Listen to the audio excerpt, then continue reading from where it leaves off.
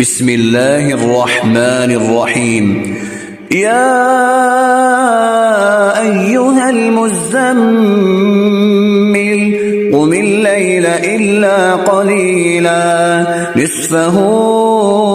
أو انقص منه قليلا أو زد عليه ورتل القرآن ترتيلا إنا سنلقي عليك قولا ثقيلا إن ناشئة الليل هي أشد وطئا وأقوم قيلا إن لك في النهار سبحا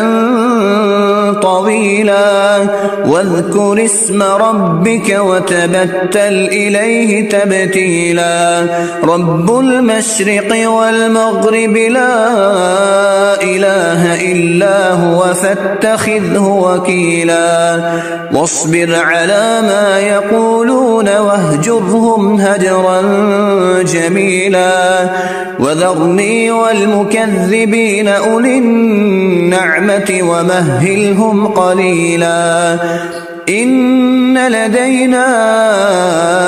أنكالا وجحيما وطعاما ذا غصة وعذابا أليما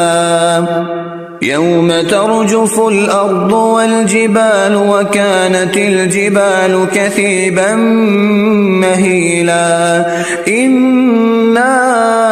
أرسلنا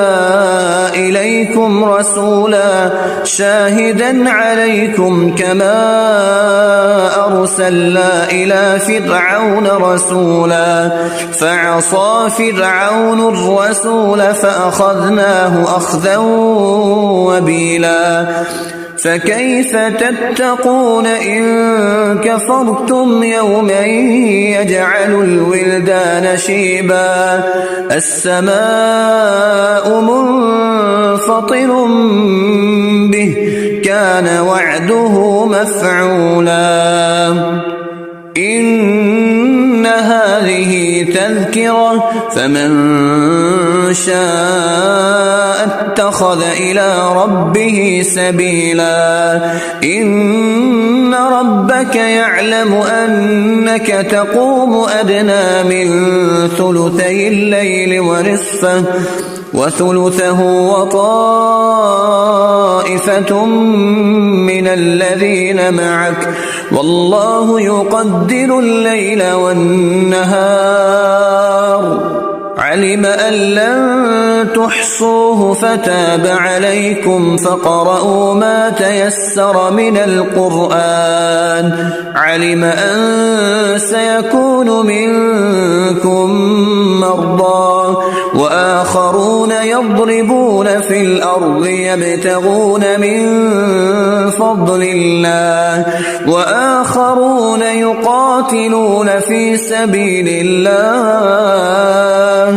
فقرؤوا ما تيسر منه وأقيموا الصلاة وآتوا الزكاة وأقرضوا الله قرضا حسنا وما تقدموا لأنفسكم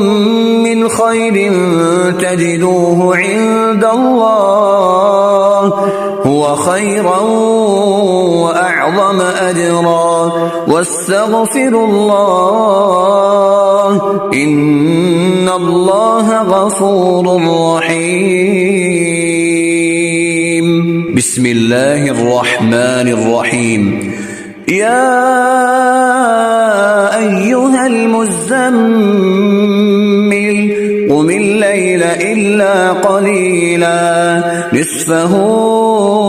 أو انقص منه قليلا أو زد عليه ورتل القرآن ترتيلا